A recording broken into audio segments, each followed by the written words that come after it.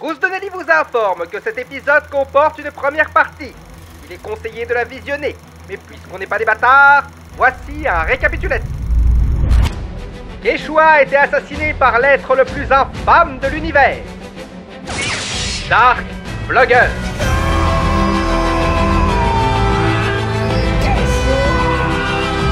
Le multivers est désormais menacé par ce démon et son armée de blousons noirs.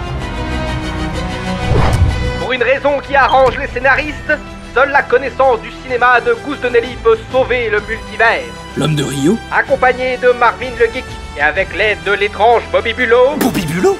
Mais c'est moi ça! Goose de Nelly doit résoudre le mystère de l'homme de Rio. L'homme de Rio? Pas ici.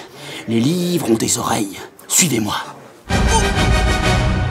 L'aventurier réussira-t-il à achever sa quête? La réponse, tout de suite. Ici, on peut parler librement.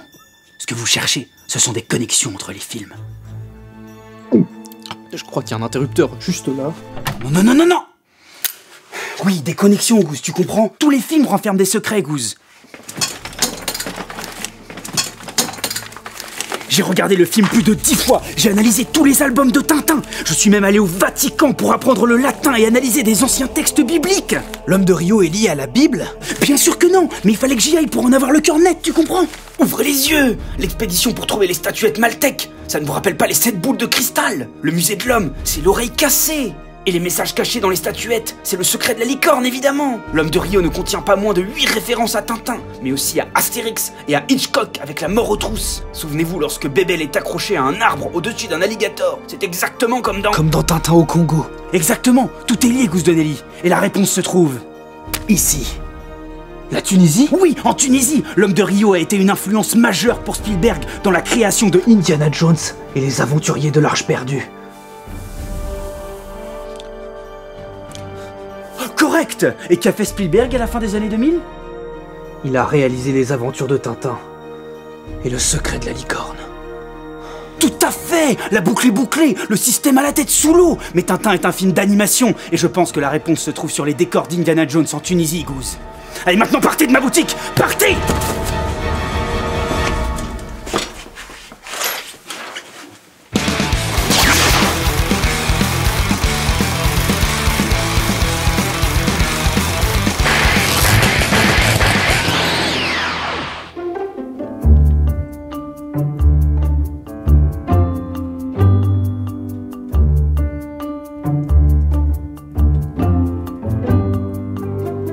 Qu'est-ce qu'on fait maintenant?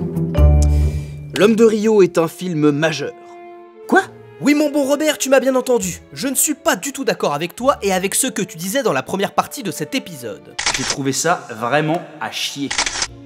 Et après une sérieuse réflexion, je trouve que L'homme de Rio est un super film. Joue pas plus fin avec moi. Oui, et je vais t'expliquer pourquoi. Ouais. Bien sûr, je te le concède, le film souffre de problèmes comme des erreurs techniques, un rythme un peu mou, ou même un scénario parfois un peu mal ficelé qui nous font hurler, comme par hasard, à tout bout de champ. Ralentis, oh, c'est catalan. Et je tiens à rappeler que le film a été tourné en 1963.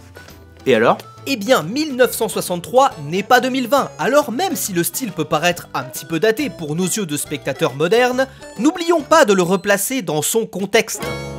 Vous voulez des détails? En voilà. Le film s'inscrit dans la périphérie de la nouvelle vague, un mouvement de pensée conduit par des réalisateurs comme François Truffaut, Godard ou Romer, qui ont réinventé totalement la grammaire cinématographique dans les années 50. Ce serait trop long d'expliquer ce qu'est précisément la nouvelle vague, et ce n'est pas le sujet ici, mais pour faire court, ce nouveau type de narration amène les réalisateurs et leurs opérateurs à sortir des studios. Ils utilisent les évolutions techniques de l'époque, comme le fameux Caméflex. Le Caméflex!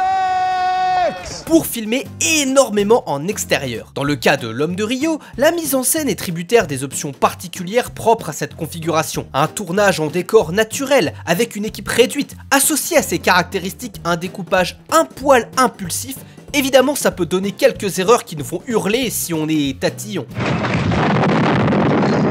Et malgré tout ça, je dois bien avouer que je trouve l'ensemble cohérent. Et je comprends totalement pourquoi ce film est considéré comme charnière dans le genre du film d'aventure. Puisque nous l'avons dit tantôt, L'Homme de Rio contient de très nombreuses références à Tintin, quitte à presque plagier certaines scènes. Eh bien, c'est totalement voulu. L'Homme de Rio se présente comme la première adaptation déguisée, mais totalement assumée, des aventures de Tintin. En plus de ça, ce film a été une influence certaine pour de nombreux cinéastes comme Luc Besson avec Le 5e élément ou Michel Hazanavicius pour son imagerie qu'il a réutilisée dans OSS 117. J'aime me battre. Spielberg, de son propre aveu, admet même s'être fortement inspiré de L'Homme de Rio dans la création d'Indiana Jones. Ce sont tous ces éléments qui confèrent à L'Homme de Rio un statut de film important dans l'histoire du cinéma. Je ne veux pas parler de malheur, mais peut-être que sans l'Homme de Rio, on n'aurait pas cette imagerie propre à OSS 117. Peut-être que sans l'Homme de Rio, Indiana Jones et les Aventuriers de l'Arche perdue, ce sera un film tout pourri que tout le monde déteste. Et moi, ça me rendrait dingue parce que j'adore Indiana Jones. Je comprends. Indiana Jones ne peut pas être un bon film sans l'Homme de Rio. Exactement. Mais en plus de tout ce que je viens d'évoquer, eh bien à titre personnel, j'ai vraiment l'impression d'être devant un film qui me parle. Alors attention, je ne veux pas dire que je me sens touché par l'œuvre comme je pourrais l'être devant un film qui raconte une histoire super triste. Je veux dire que je comprends le message qu'il veut me faire passer. Le message qu'il veut te faire passer, c'est juste un mec qui passe son temps à courir après des trucs, il n'y a pas de message. Mais si, il y a un message. Tous les films ont un message. Tu te souviens tout à l'heure, Marvin a eu peur en voyant ce plan-là.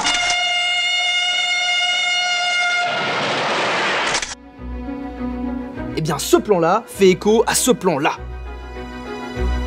Et ces deux plans-là font écho à ce plan-là.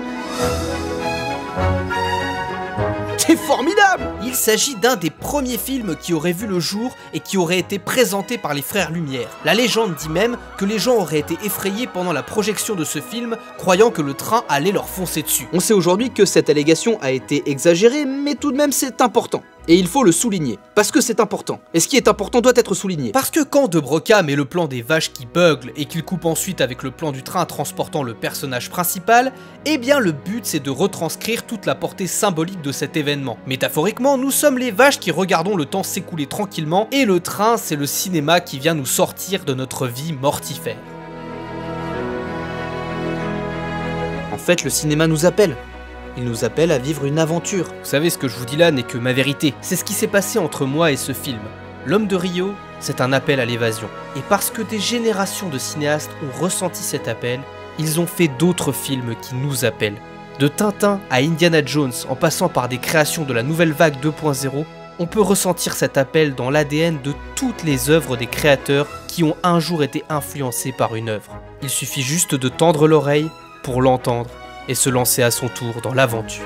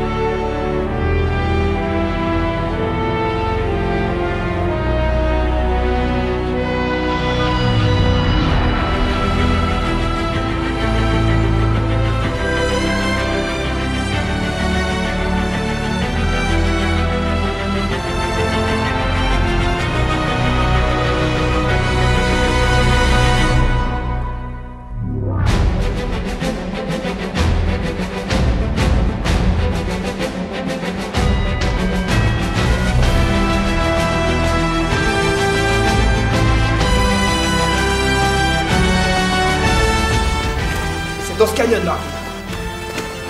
Tu vois, la carte du professeur Goldie. Je le sens dans mes berlingots.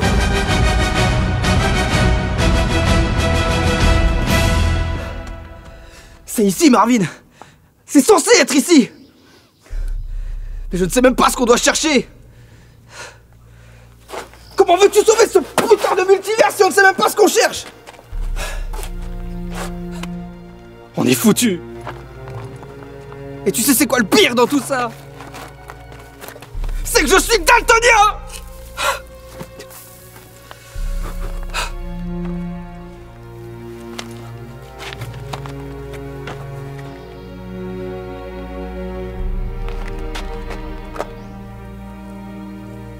Un sabre? Mais qu'est-ce que ça fait là?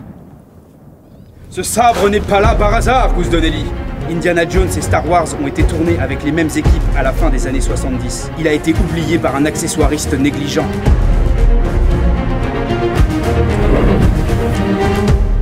Bobby Bullough? Oui. N'hésitez pas à vous abonner pour ne rien louper des prochaines aventures de Goose Donnelly. Vous pouvez également nous soutenir sur Tipeee. Bon confinement à tous!